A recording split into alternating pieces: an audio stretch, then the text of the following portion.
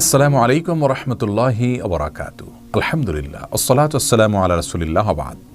সুপ্রিয় দর্শক শ্রোতা ভাই বোন, আমাদের দেশে একটা কথা বেশ জোরে সোরে প্রচলিত আছে, আর তা হলো আমরা অনেকেই বলি জন্ম, মৃত্যু এবং বিয়ে এ তিনটি আল্লাহ তাআলার হাতে।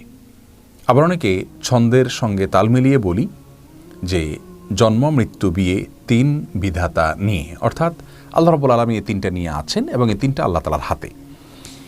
আপাত দৃষ্টিতে মনে হচ্ছে যে এটি তাকদীরের প্রতি বিশ্বাস এর কথা প্রকাশ করা ভালো কথা, কিন্তু মূলত এটি আল্লাহ রাব্বুল আলামিনের যে তাকদীর রয়েছে সেটাকে সীমাবদ্ধ করা শামিল। শুধুমাত্র জন্ম, মৃত্যু, বিয়ে কেন, সব কিছুই আল্লাহ রাব্বুল আলামিনের হাতে, সব কিছুই আল্লাহ রাব্বুল আলামিনের তাকদীরের অধীনে। আমরা কি করব কি না করব আল্লাহ রাব্বুল আলামিন আগে থেকে জানেন, তিনি লিখে রেখেছেন। তার তাকদীর আমাদেরকে বাধ্য করছে ব্যাপারটি সেরকম নয়, বরং আমরা যা করতাম, আমাদের যে গন্তব্য, আমাদের যে কর্ম, সেটা আল্লাহ তাআলা আগে থেকে জানেন, তিনি লিখে রেখেছেন। তার তাকদীরের বাইরে কিছুই নেই। শুধুমাত্র জন্ম, মৃত্যু, বিয়ে কেন, আমাদের উপার্জন, আমাদের খাদ্য, আমাদের রিজিক, আমাদের সব বিষয়গুলোই আল্লাহ রাব্বুল আলামিনের হাতে।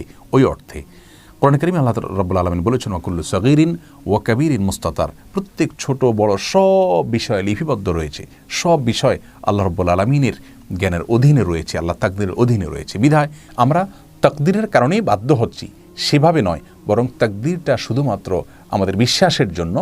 আর কর্মের জায়গায় আমাদেরকে ঠিকই পরিশ্রম করে যেতে হবে।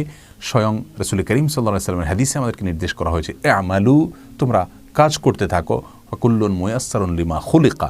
তোমার তাকদীর যা লেখা আছে সেদিকেই তুমি যাবে, বাট তোমার কাজ হলো পরিশ্রম করে যাওয়া, কাজ করে যাওয়া। অতএব তাকদীরের দিকে আমরা লক্ষ্য করে থাকবো না, তাকদীর শুধু বিশ্বাস করবার জন্য, কাজের ক্ষেত্রে আমরা শুধুমাত্র কাজ করতে থাকব।